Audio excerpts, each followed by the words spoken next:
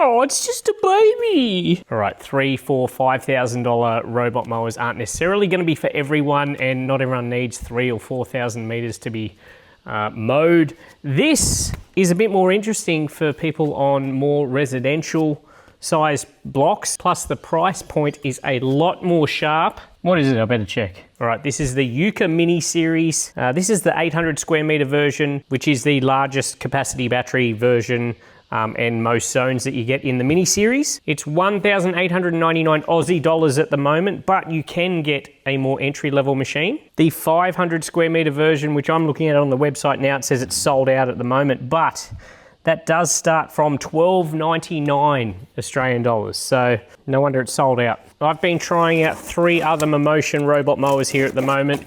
Is it 3? Yeah, so this is the 4th one we'll have here. We're giving them a good go, and I have liked them. I'll be very honest with you. I feel the robot mower experience really depends on your setup. You know, like I don't leave, there's lots of big trees and everything, but I don't leave sticks and branches and all that sort of stuff out there and just expect it to figure it out. I'm pretty much out there every day cleaning up, but that's just my personality and how I keep my yard. So I really haven't encountered any issues. There's been some sort of odd, weird stuff where you've just had to, you know, reboot it or whatever, but overall, I've got to say I have been happy with the experience. I do like the software, very easy to map. It's very responsive. You tell it to do something, it does it very quickly. Anyway, let's get this thing out of the box, have a quick look at it, and then we'll go and set it up and get it cutting some grass. Ooh, it's a nice grey colour. It's just a baby. How do I get you out? Oh, wow. Oh my God, it is so small. After playing with the bigger ones, small in a cool way. I'm not like saying it as a negative thing. Wow. Okay, 5 blades on a single disc. It's got a 190 mil cutting diameter. Seems legit. I do like that they kind of localize these. In Europe and Australia. It'll cut as low as 20 mil, up to 60 mil. The US version will cut higher, but I do like, because we just do cut lower here.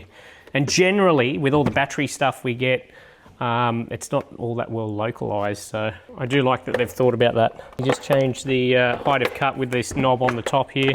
It is so small. As far as like robot mowers go, it's a good looking robot mower. It's got a little carry handle there, much lighter than the other ones.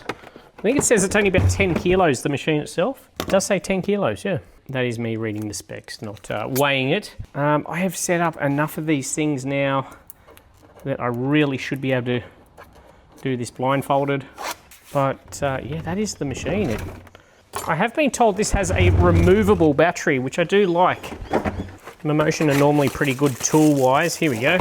We should be able to remove the battery with this. I've just got 4 screws on the back here, and this might not seem like much of a big deal, but I do like it because if you do have a battery issue, it means that the battery alone can be replaced and user serviceable.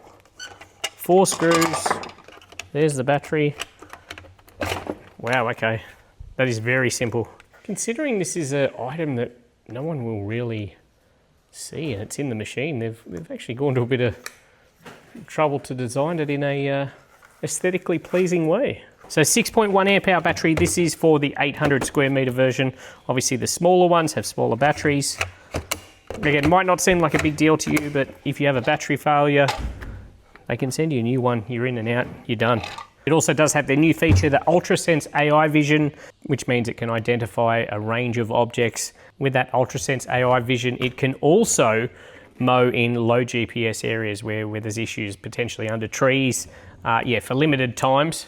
I'd like to see a yard where that's an issue. For me, it hasn't been an issue here, and I do have them mowing under some large gum trees.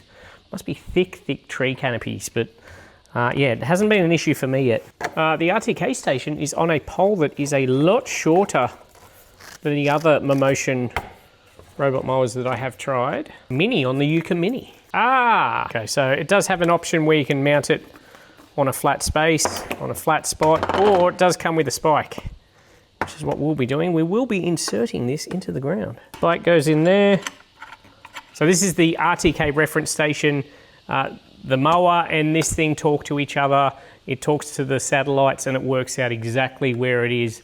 The accuracy that it's down to is quite astonishing. And that is how this thing is able to not have a boundary wire. It's a wire-free machine. Fair to say, I was probably a robot mower non-believer when I lived on a residential, just a normal suburban block. But being here on acreage, the benefits of them have been immeasurable time-wise for me. I've got the mowing areas that I don't want to mow.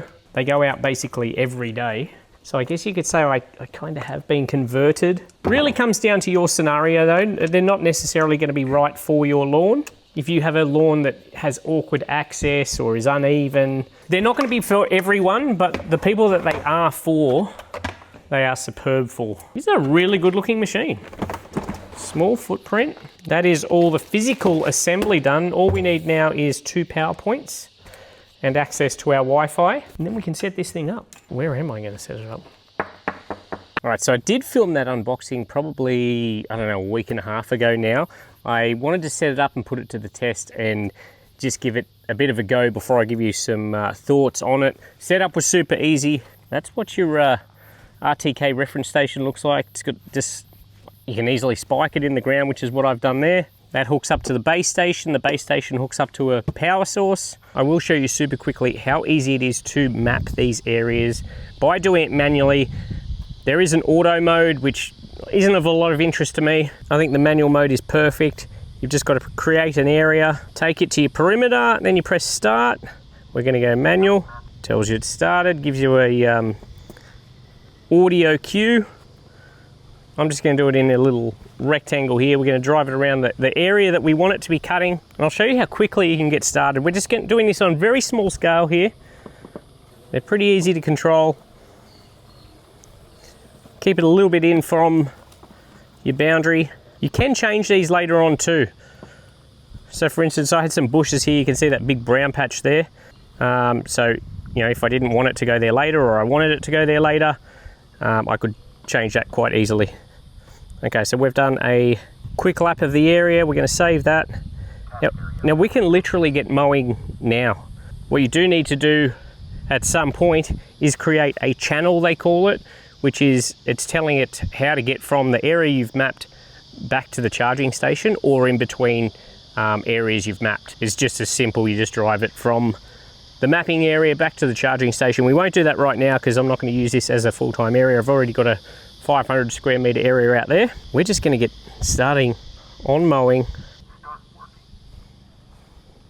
And it's ready to go. It's telling me it's going to take 61 minutes. We've just done a 31 square meter area.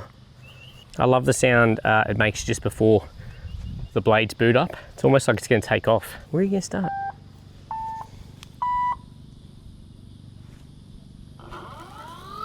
There we go, blades are going.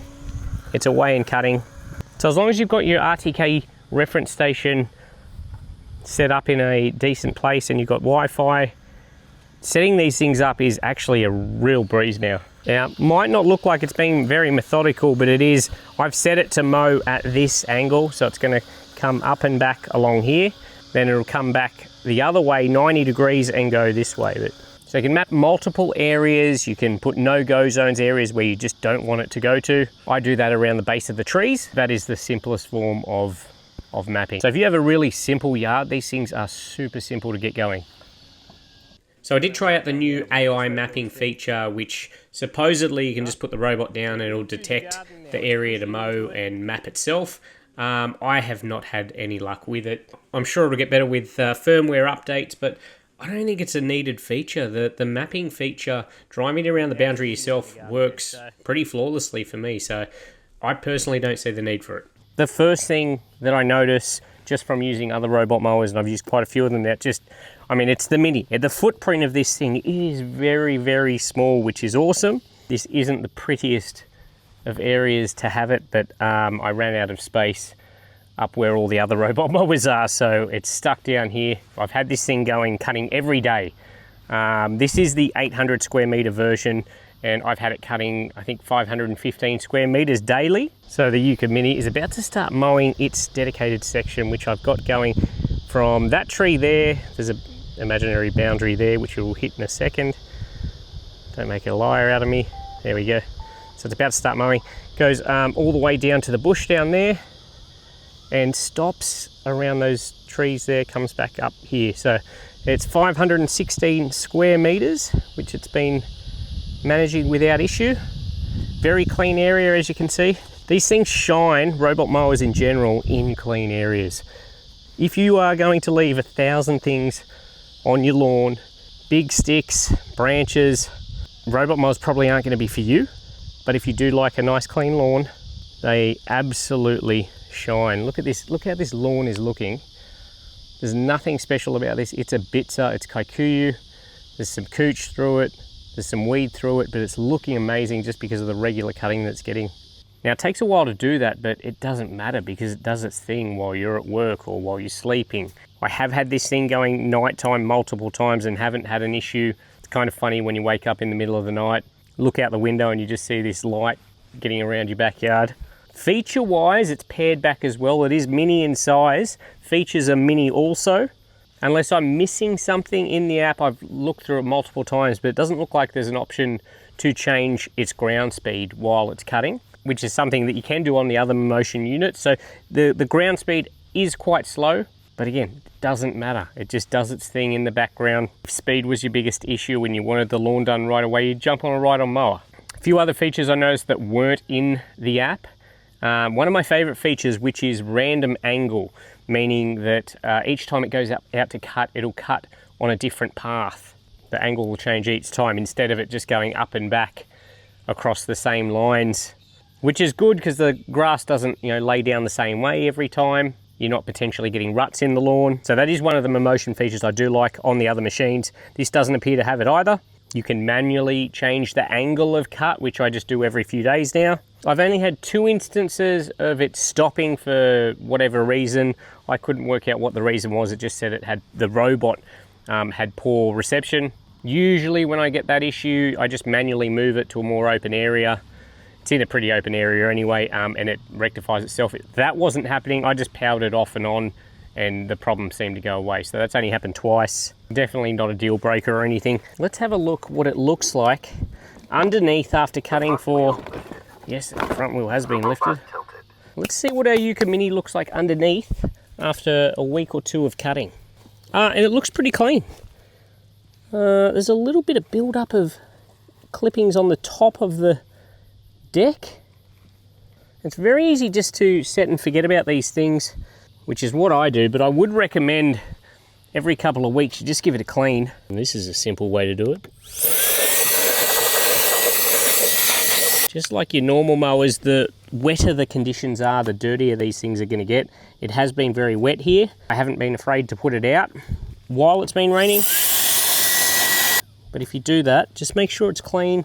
You don't have to go crazy. With air or a dustpan brush and that'll get it looking good enough. Blades still look immaculate. It's cutting grass. It's a clean area that I've got cutting. It's not in the real scrub and long grass like some of the ones I've got going here. Because it's not for that. Now it does have object avoidance features with the cameras.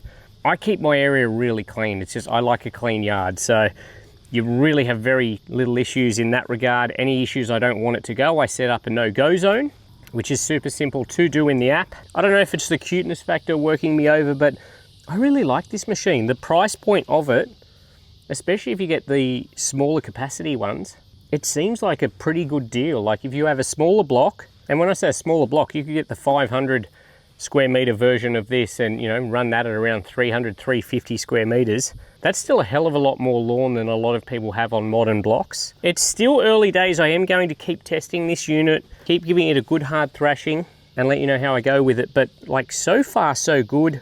Would I buy one? From what I'm seeing now, the price point, the software, yes, I probably would. If I had larger acreage like this or something, no, I'd get a bigger model. But if you are looking to get into a robot mower with a smaller to mid-sized lawn, yeah, it looks like it's going to be a pretty viable option. As for the longevity of it, obviously I can't speak to that. This is new and out of the box. But yeah, I will continue testing it and seeing how we go with it.